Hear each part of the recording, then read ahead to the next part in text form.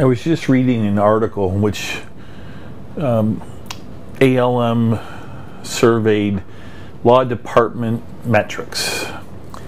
And what they found was that in 2009, 73% of fees paid to outside lawyers were paid on a discounted hourly rate or through alternative fees.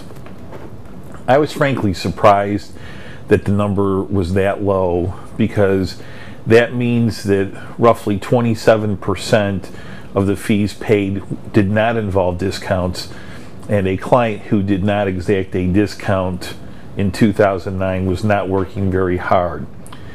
But that's not what I wanted to talk about.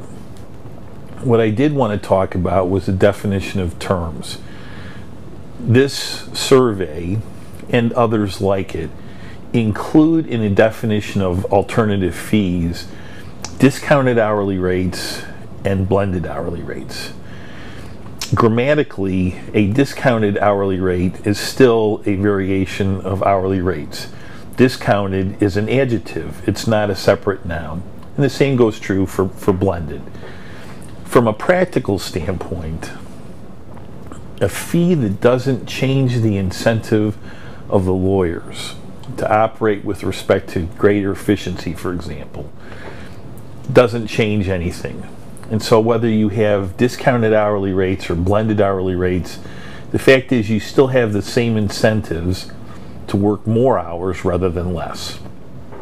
If you have, by way of contrast, a fixed fee, you have incentives to be far more efficient, to get to the end sooner rather than later, to not drag something out, to not run down dry holes, to not boil the ocean to make a cup of tea.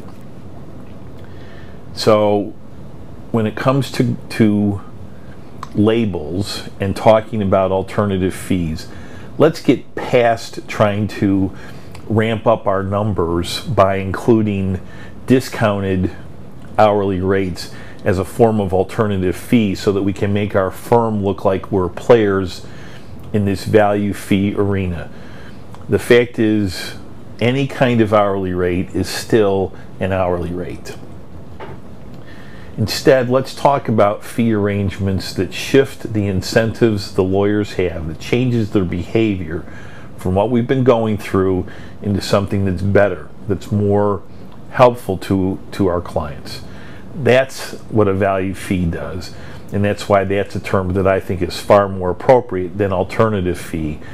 And under any circumstances, blended and discounted hourly rates should not be part of that definition.